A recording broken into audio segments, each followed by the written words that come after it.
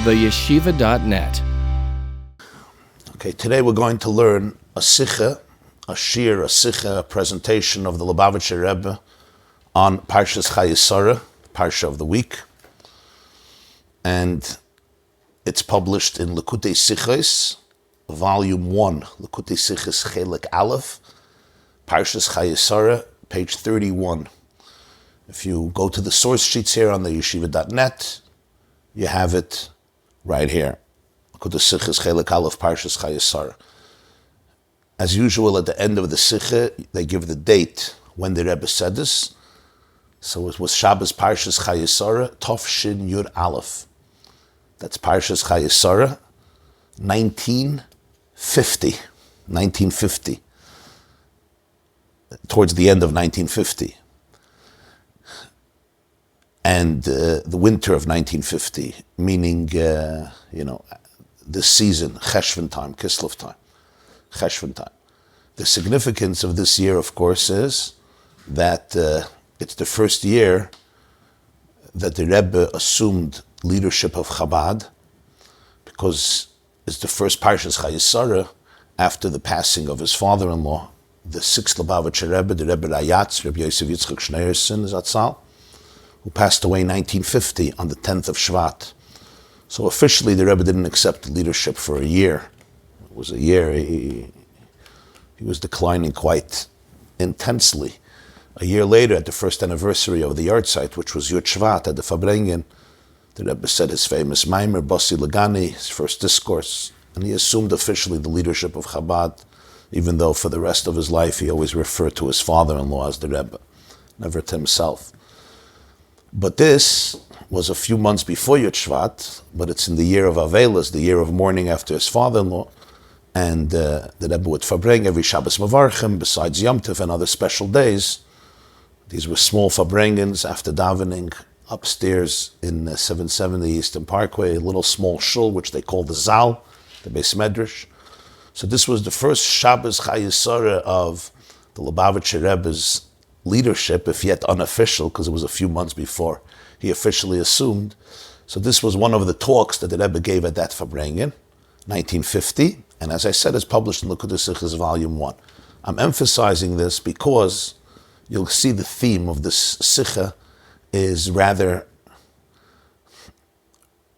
it's all based on a Zohar and based on Gemaras and based on various sources, but the way the Rebbe puts it together in his own unique, inimitable way, what emerges is a very, very powerful and potent idea. Some may call it even somewhat revolutionary, even though it's completely embedded within the tradition of Yiddishkeit and Chazal. But what's really fascinating is that this would become a theme in many of the Rebbe's talks. But what's equally fascinating is that it's literally today what we call cutting edge psychology and healing.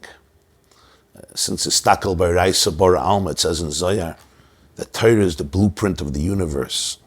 Hashem looked into the Torah and he created the world based on the Torah, like a contractor who reads the blueprint of the architect and hopefully he follows the guidelines. The problem is not all architects follow the blueprint, but hopefully he follows the blueprint. So the Zohar says that Kutchabrichu Istakel B'Raisa Bora Alma. It's a fascinating Zohar. He looked into Torah and that's how he created the world. That means that everything in Torah is manifested in the world, and everything in the world originates in Torah.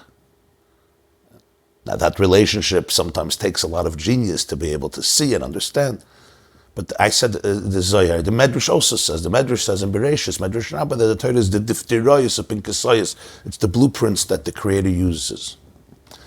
So we'll see that this idea is extremely, very, very contemporary, very compelling, and really at the cutting edge of issues of healing today. So let's begin. It's in Yiddish. I'm going to translate. The first part we're going to do today, Monday, and the second part we're going to finish Bli Neder Be'ezer Hashem. I always say Bli Neder, Thursday morning at 7:30. Sif Aleph. In the Heintige Seder steht, In this week's parsha it says, Vatomos Sarah Bekiryas Arba Hi Chevron Beretz Canaan. The Parsha of Chayei Sarah opens up with the famous words, the life of Sarah lasted for 100 years, and 20 years, and 7 years. The years of the life of Sarah were 127. And the next verse is, Vatomos Sarah, Sarah died, Bekiryas Arba, in a place that we call Kiryas Arba, literally means the city of four. He Chevron, which is Chevron, the city of Chevron, in which country? In the land of Canaan. And then the Torah continues, Vayavai Avraham Avinu comes to eulogize Sarah, to weep for Sarah, and Avraham Avinu now begins to negotiate with the Bnei Ches, with the tribe of Ches, living in Chevron, trying to purchase a burial plot in which he can inter his wife Sarah, and ultimately, as we know, it would become the cave of the Machpelah, where Sarah would be buried, Avram would be buried, and then in later generations, Yitzchak, Rivka, and Yitzchak, and Leah, and Yaakov. And according to tradition, it's also Adam and Chava were there already before. Now, I just want to say before we continue, every pasuk could be understood on different levels. We often speak about what we call nigla and pnimius, right? The nigla of Torah and the pnimius of Torah. Nigla of Torah is the revealed part of Torah, meaning revealed doesn't only mean it's not a secret, it's revealed that it's in Svarim, because today Pnimius HaTorah is also revealed. It's also in Svarim, you can also read it. Nigla and Pnimius is not if it's out there or it's not out there. It means it's about the theme of what's being taught. Nigla represents the part of Torah that's it's concrete, it's tangible. It assumes a physical and practical incarnation. What's called in Zohar a levush of nigla, a garment that is tangible. That's what nigla means, tangible. Pnimius is the intangible. It's the transcendent. It relates more to the spiritual. It's generally the difference between Mishnayos and Gemara and Halacha versus what you would call Kabbalah, Machshava, Chassidus, Pnimius HaTorah.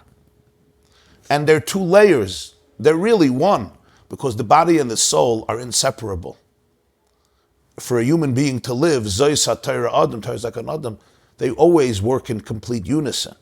But it's two layers of Torah. One has to appreciate the indispensable value of each one, and one without the other is incomplete. Taij the Zohar comes the Zohar, and remember the Zohar is the foundational book of Kabbalah. So the Zohar explains many of the verses and mitzvahs and ideas and stories of Torah according to Pnimius HaTorah. There's a deeper, metaphysical, spiritual, transcendent, emotional message.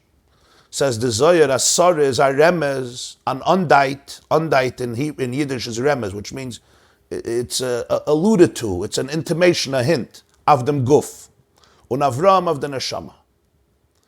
Sarah represents the human body, the physical body. Avraham in Torah represents the soul. Now this is the Zohar. Where's the Zohar? It's on Parshas Chayei Sarah. It's a section of Zohar called Medrash Hanelam. It's Zohar, Parshas Chayei Sarah, page Kuf Chav Beis.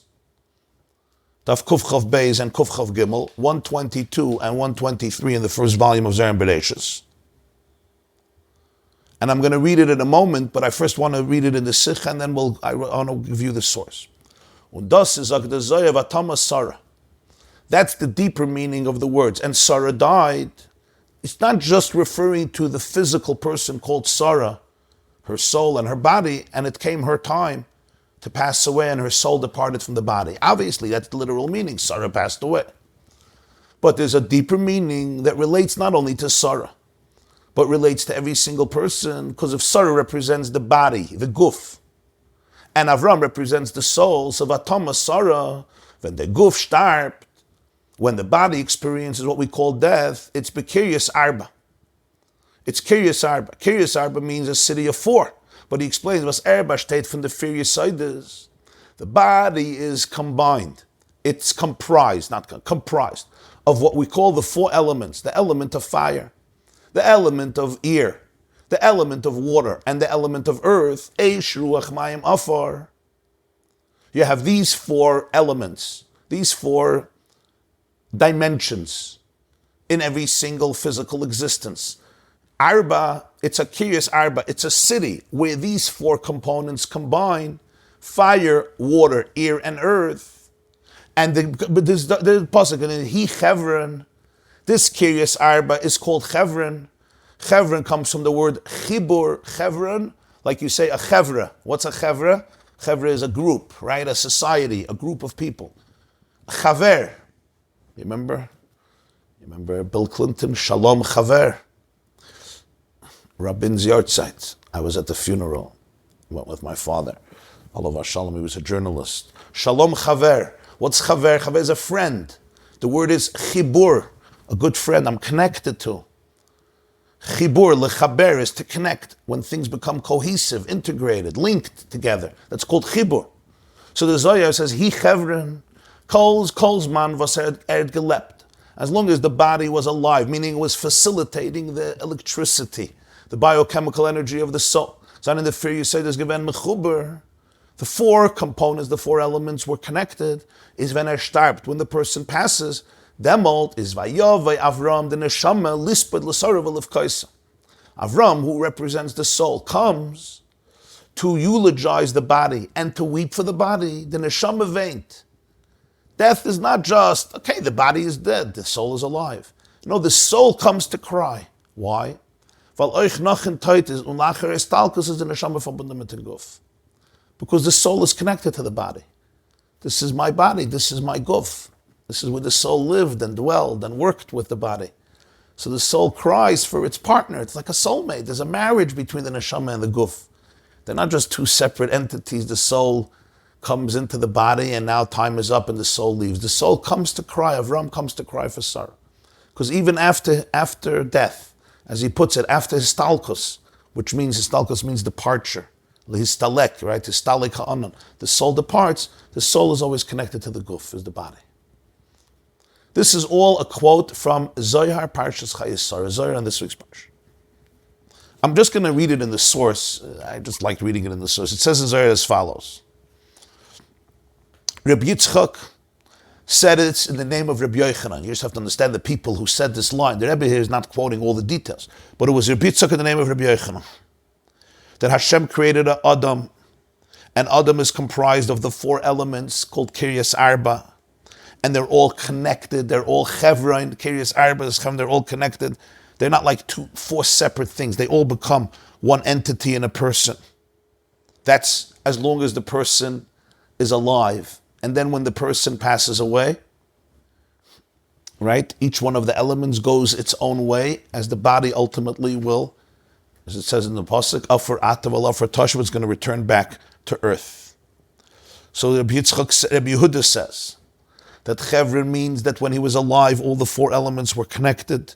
Vatama Sarah is the guf. Kiryas Arba, the four elements. Chevron means they were mechuber, they were connected during his or her life in the body, all here in this world. Be'eretz Canaan. What's Eretz Canaan? The Rebbe doesn't say this, but it's interesting. Be'eretz Canaan means in the world of business, in the world of merchants. Canaan in Hebrew is a soicher, a merchant. Canaan, moizne beyode mirmer. There's a pasuk that the merchant sometimes has scales in his hands which are deceitful. Canaan is a form of business. So he says, all of this, Vatama Sarah, Bekiryas Arba, Hi Chevron Beretz Canaan, in the world where a person becomes a soicher. Because basically the idea of a merchant is, as the Gemara says about Mitzvahs, Zavim v'Zavim Tagrik, if you buy and you sell, the same thing that you bought, you sell, that's a merchant. You buy one thing and you sell it for more. You don't buy and sell for the same price. So in this world, we gain something, we generate something. It's a place of a merchant where a person acquires many great things, many mitzvahs, many masim tovim. So that's all be'eretz Canaan. And the Zohar continues. Vayavei Avraham lisped l'sarav l'fkaisa. Avraham comes to eulogize for Sarah and weep, because we learned that for all 70 days, what we call the days of Shiva, from when a soul leaves, the soul of a person continues to visit the body and mourn for the body. The relationship does not just end easily. That's what it means. Vayavei Avram lisped l'sarav l'fkaisa. Vayavei Avram zui hanashama. Quote from Zohar. Avram represents the soul. Lisped l'sarav zeh haguf. And as he says in the Sikha, that relationship continues. There's an element of the neshama that's still connected. By the way, that's the reason we have the concept of visiting the resting place of a loved one, even though one can say, that's just the place of the body, but the soul is not connected to this place anymore. People go to Maris Machpelah, to Cheshvan, right? The place of our patriarchs and matriarchs. Miron, Lag BaOmer, or not Lag BaOmer, to the place of Shimon Ben Yochai. The oil, other places, other resting places of tzaddikim, or parents, or other loved ones. Because there's a certain component of the soul that's present in that place where the body was interred. So Avraham Avinu, not just it's over. He comes to cry for Sarah and weep for Sarah, because as we said, there's a marriage, and even after the termination, there's a relationship.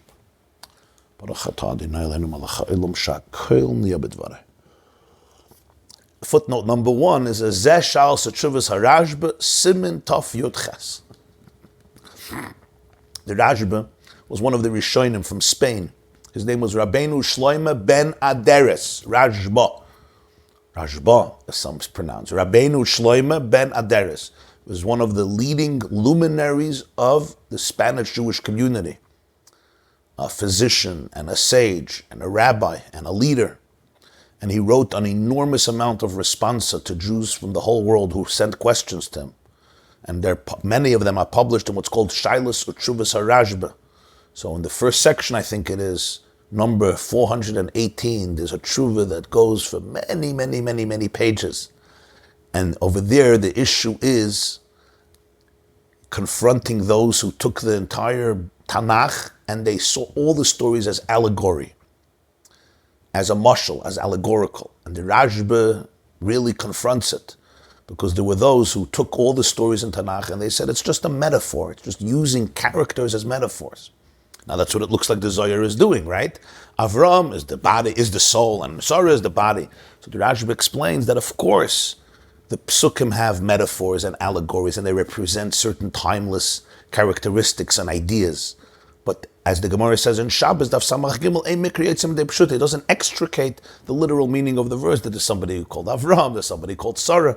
But Avraham and Sarah embody also certain characteristics or qualities or ideas that live on timelessly within human and Jewish history. It's a huge tshuva, that's what he's mentioning here. It's a whole long conversation about what are the limits in interpreting Torah based on our tradition. Okay. So this is basically the pasuk and the Zohar.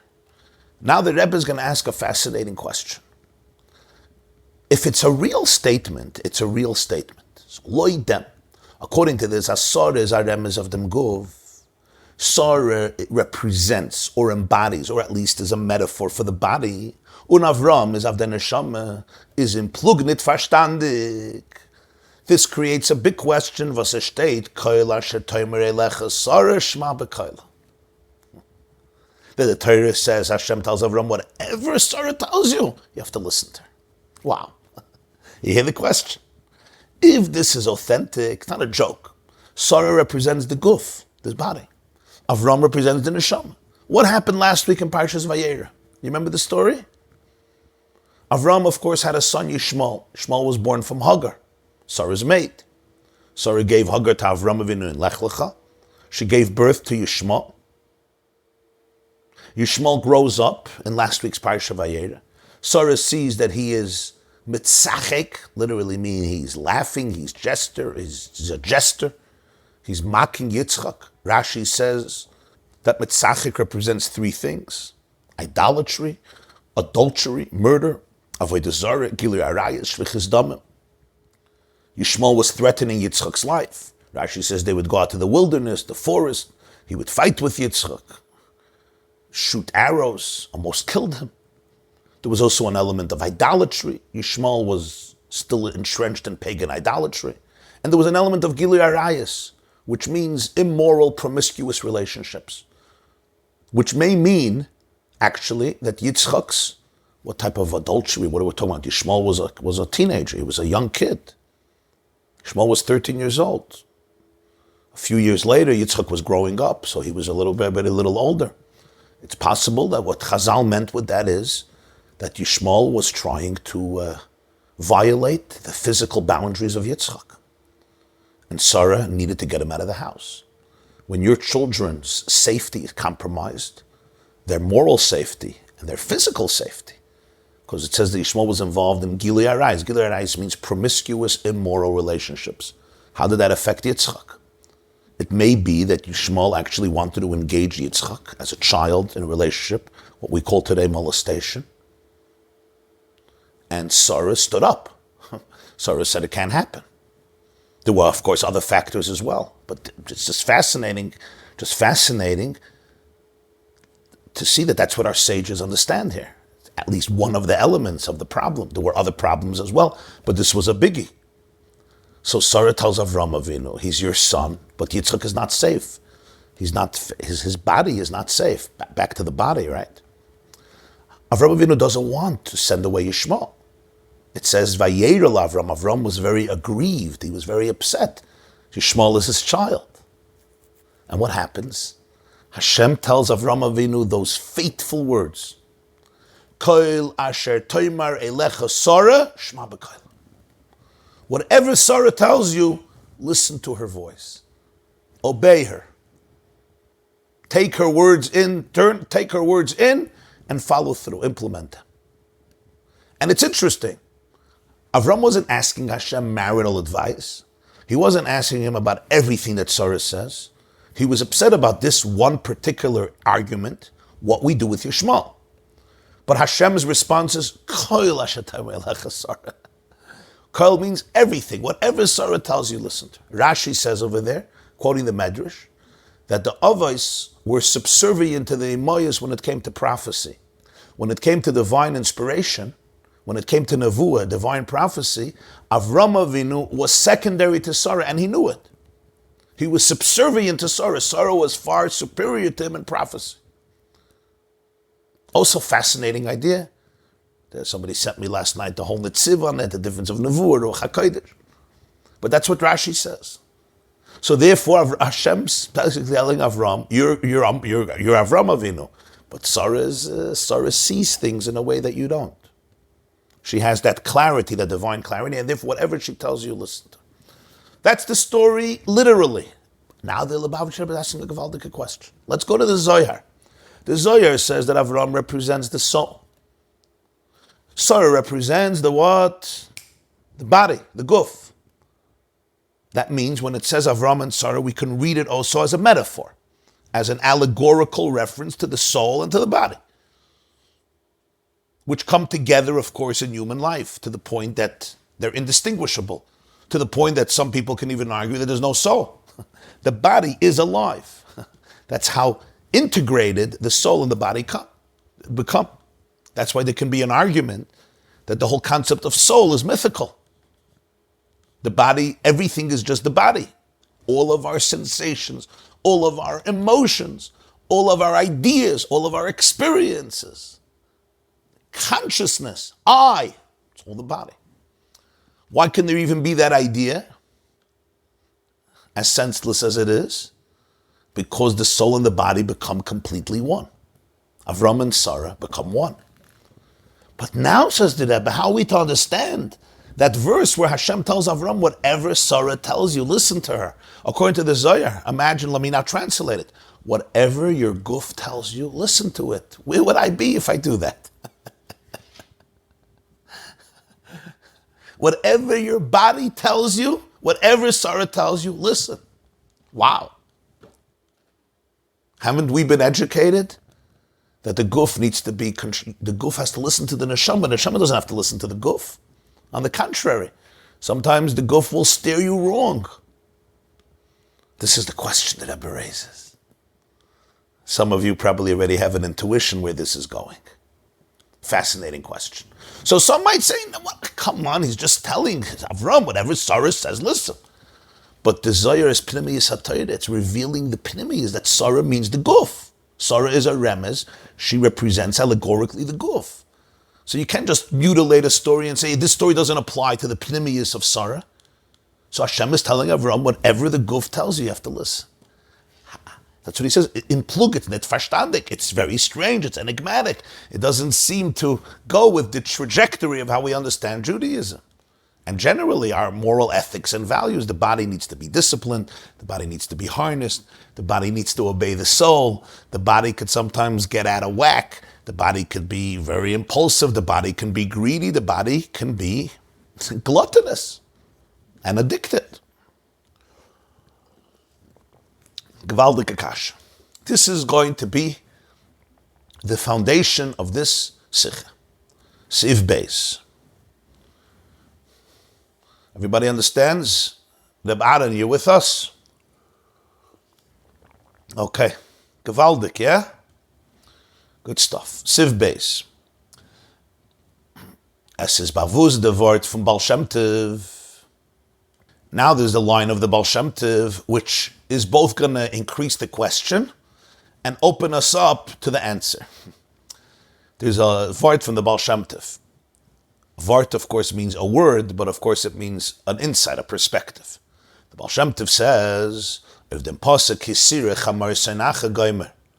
the verse in Parshas Mishpatim, Exodus chapter 23, verse 5, Mishpatim Perik Chav Gimel, Pasuk Hey. Let me tell you the Pasuk, and then we'll understand what the Baal Shem Tov, and then we'll go into what the Baal Shem Tov says on this Pasuk. This is an incredible insight of the Baal Shem Tov. The Pasuk says as follows, I'll quote in the original and translate. Kisira chamar seinacha. If you see the donkey of your enemy, roivitz tachas masai, and the poor donkey is crouching under a very heavy burden, v'chadalta me'azoivloi, and you might think, I'm not going to help this donkey. It's the donkey of my enemy. Says the Torah, wrong. Azoiv tazoiv imai. You need to help this donkey. Help your enemy lift up the donkey, remove part of the burden, and get the donkey back on track. On a literal level, again, nigla, this is a halacha, fascinating halacha. I'm traveling on the road, I'm taking a hike, I'm walking down the road, and I have an enemy who has a donkey, and the poor donkey has a heavy burden, or the donkey is tired, or the donkey is not feeling well, or the burden is too heavy, and the donkey is now crouching, and the donkey can't move. And I may tell myself, this is not my problem, it's not my donkey, he's not my friend, he's actually my enemy, I don't like him. I don't like him. Comes the Torah and says a special mitzvah, Azoiv tazoiv imai. You are obligated to go and help this donkey. Alleviate the pain of the donkey and alleviate the pain of the owner. Take off a burden and help out however you can help. That's the mitzvah in Parshas Mishpat. Comes the Baal Shem Tov and says, there's also a deeper layer of interpretation. We're not just talking about a stranger or an enemy and his physical donkey. We're also talking about our personal lives. And here he goes. Ki sire chamor. When you're going to see a donkey, the word chamor is the same letters as the word chaymer. Chaymer means the brute, physical, material reality. Chaymer, or chumrius. Chumrius they translate as grubkeit. It's the dense, physical, brute reality. The corporal realities of the world. The Maharal of Prague says, Ani v'reich v'lachamor. Mashiach is a poor man riding on a donkey, says the Maharal. What's the donkey of Mashiach? He can't come in a BMW. Nobody can afford a Lexus to bring Mashiach. And even if he's coming on an animal, a horse, a beautiful horse, a well-groomed horse. So the Maharal says, Ani v'reich v'lachamor is chaymer. Mashiach is going to come from the donkey, from the chamor. We'll soon see what that means. But chamor is the material. It's also associated with the donkey, because it's not just the same letters. As the Maharal says, the donkey is considered, there's an English word for the donkey. It's considered a simple animal in many ways. It's a simple animal.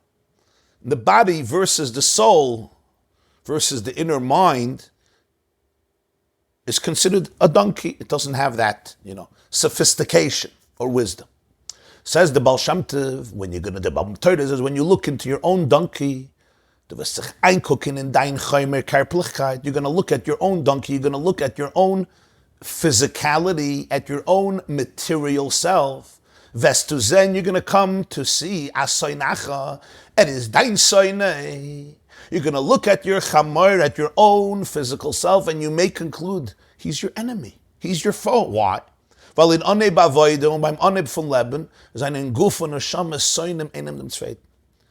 the beginning of a person's service, and in the beginning of a person's work, and in the beginning of a person's life, Naturally, the body and the soul can be inhospitable to each other.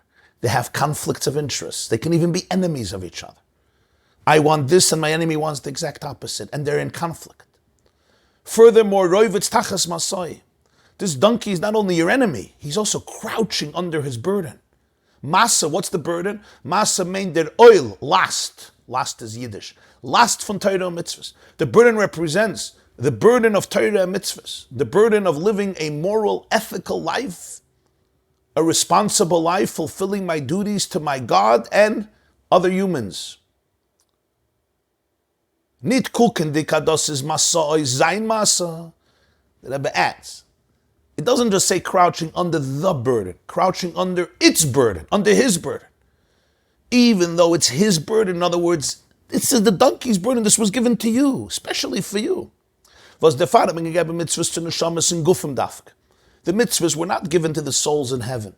They were given to the souls the way they come down into bodies. But the kavanah is to live isolated in them guf, because the objective is to refine and help the body. So this is not a burden that's here to destroy the body, to crush the body, to eliminate the body, to decimate the body, to abuse the body. No.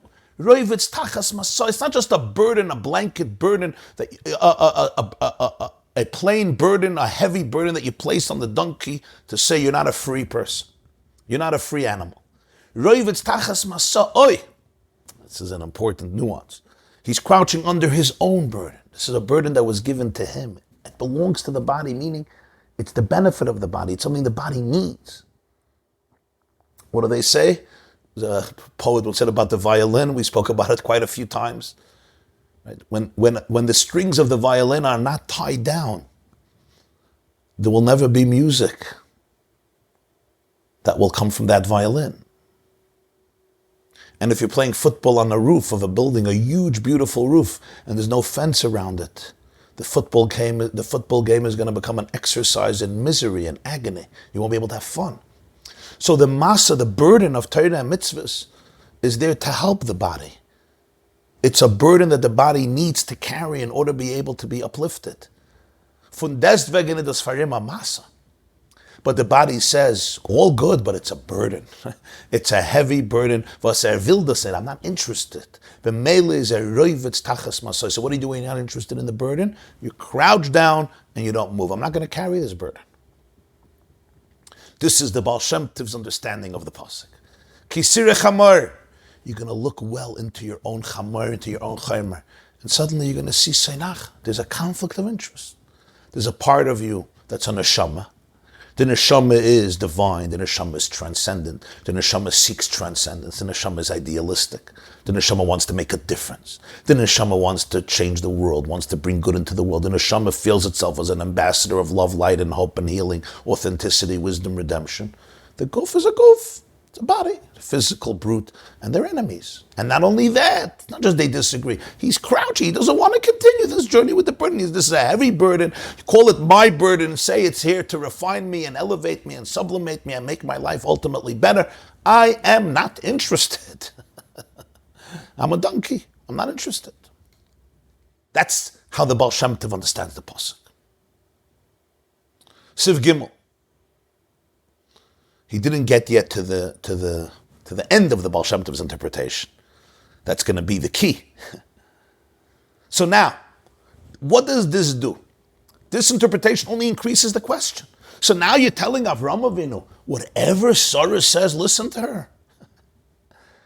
Whatever the guf says, listen to him. The guf says, I'm not going anywhere. I'm not interested. I didn't choose this life. I'm not interested in it.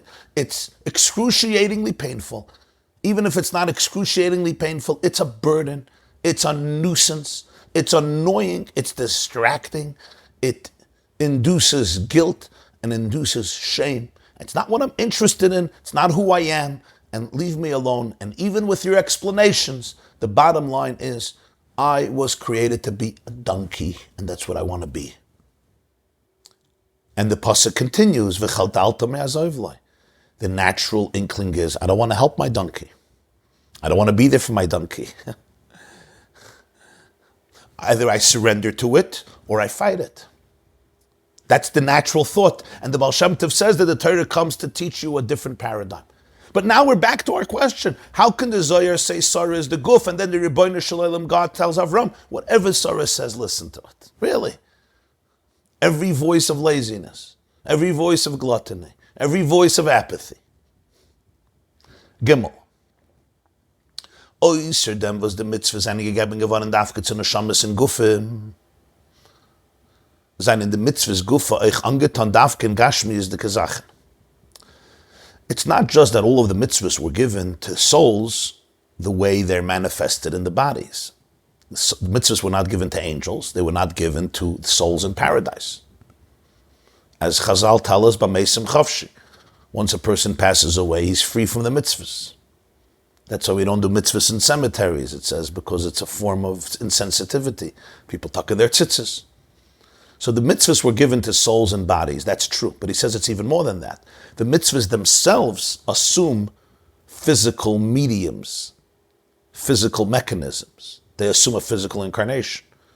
Unitner the mitzvahs maisius. It's not just the practical physical mitzvahs. Nor echt the mitzvahs welche seine chayvus alavavus, also wie ave und yira, und chayvus hamayach, also wie die mitzvah von hamonas hayichud, Glauben in der Einzigkeit von Bashefer, euch die mitzvahs, is er Indien, als sollen erfüllt werden, darf in dem körperlichen Fleisch von Herz und Meuch.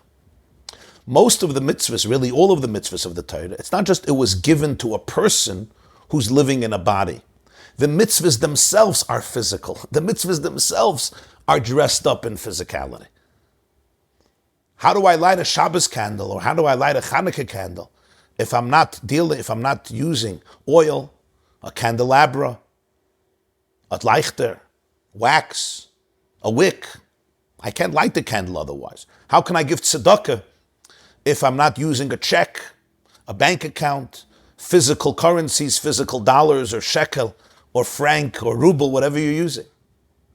How can I tithe? How can I give tzedakah to the poor person if I'm not using physical grain, physical vegetables, physical fruits, physical legumes?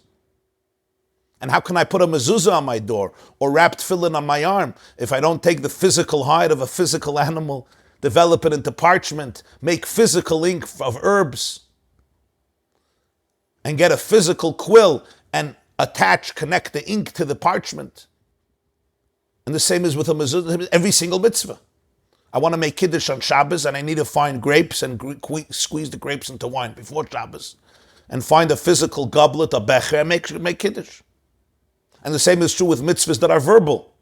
I have to use my physical lips, my physical brain, my physical body. Every single mitzvah. The Rebbe says not only the action-oriented mitzvahs, whether it's giving charity, or putting on tefillin, or hearing shofar on Rosh Hashanah. How are you going to hear shofar on Rosh Hashanah if you don't take a physical ram's horn? So the mitzvahs themselves have the same story. The mitzvahs are like a soul, God's will, but it's enclosed and facilitated only through physical realities, physical objects, physical beings and existences in this world. But he says even the mitzvahs called chayvus alavavos. Chayvus alavavos means the duties of the heart. There's a mitzvah to love. Love is not physical. You don't see love with your eyes, you see the result of love. Love is not something tangible and physical that you can touch or smell or hear or taste. You could taste the results of love. You can see gestures of love, but love itself is an internal emotion.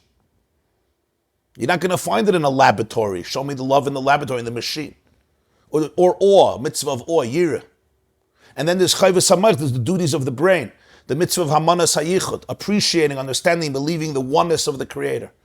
The Rebbe says even these mitzvahs, they're not detached from the physical. The function is the love needs to be felt in my body, in my heart. There's a sensation that the heart experiences called love, called fear, called sadness, mad, glad, scared, happy. The same is true with the mitzvahs. It's a physical sensation. Your body actually is affected in a very real way. You feel it in the body, and that's the mitzvah. The mitzvah is not abstract, platonic love that is detached. The mitzvah is that the experience should be experienced, he says, in dem körperlichen Fleisch, beautiful words, in the flesh of the heart, in the flesh of the brain. When I really understand something, my brain understands it. And it's felt, it's experienced in my physical self. Lamashal, he says, the metaphor. Example, the mitzvah von Avos Hashem. Take the mitzvah of love of Hashem. Azevi in Gashmis is the Chshmua Toivus Adashin Etzem. The verse says in Mishlei, Proverbs 15, good news makes the bone fat. A gute psura macht fett dem bein. You hear good news, it creates a fatness in the bone. The Gemara itself, the Gemara Masechta Gittin, the 5th chapter, tells the famous story, Gittin, page 56. As von der gute psura, was man hat ihm angesagt, ist gewonnen bei ihm a kerpliche Änderung. When Rabbi YY ben Zakkai met Vespasian, Vespasian, who was then the Roman commander, mobilizing the Roman forces against Jerusalem to crush the revolt. This is 68 after the Common Era, approximately. Rabbi YY ben Zakkai tells Vespasian that he's going to become the new emperor of Rome, and that's what happens. And he sends his son Titus to destroy the Jerusalem, and he becomes the emperor of Rome, replacing Nero in Caesar. So what happens? Shmua Toivus Adarshan Atzam, the bone of his leg, of his foot, became fat. It has a physical impact. When I hear good news, Chas v'shalom, the opposite, these are not just things, they're ideas. Your body is affected. Your body is really affected. And we're going to see how important all this is. It's true when you speak about love. Take love of God. As der kirvas elikim li toivas, the mensch der head of sein kentik sein gof.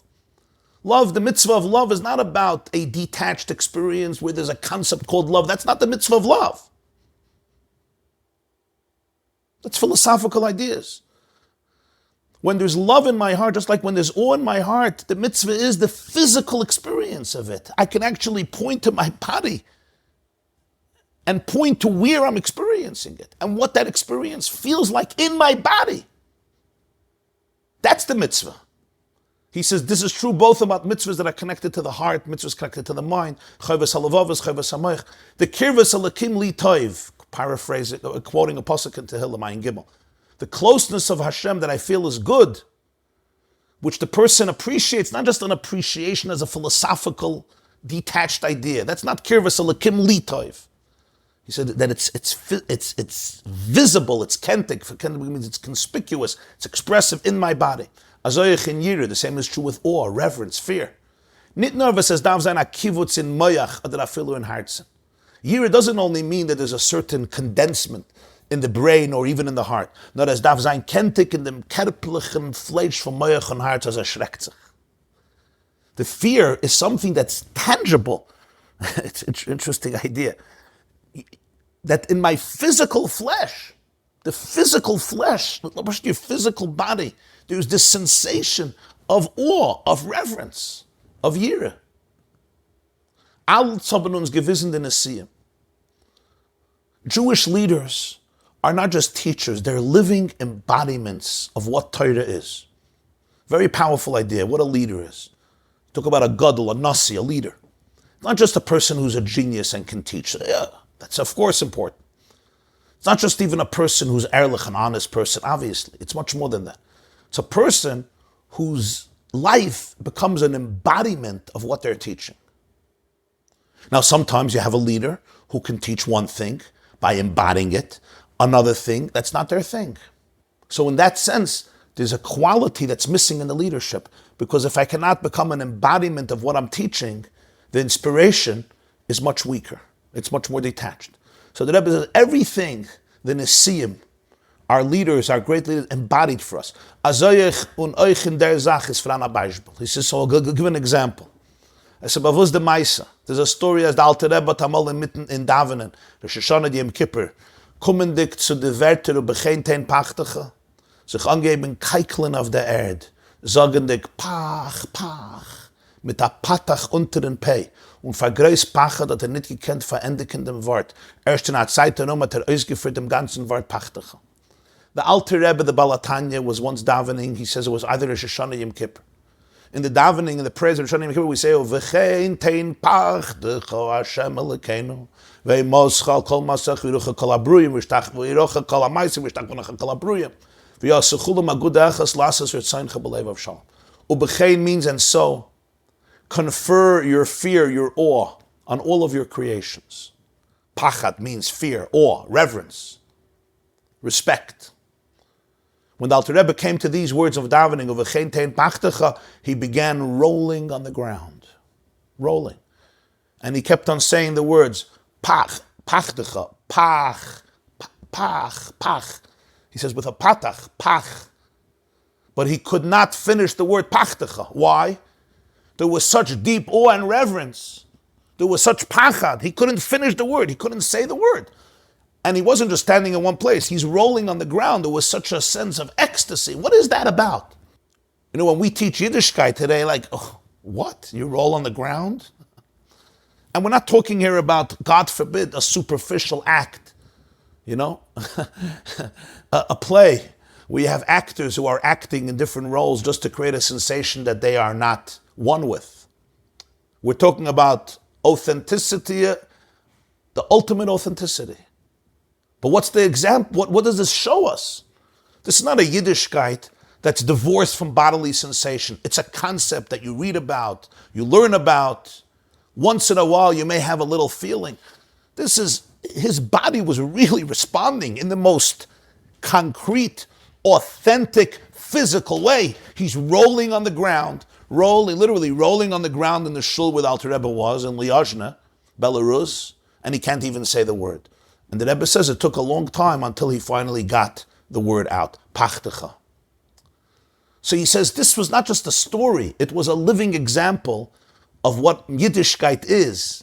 It's a Judaism that lives in the body, it's sensed in the body, it's experienced in the most concrete and real way as a sensation in my body, in my physical body.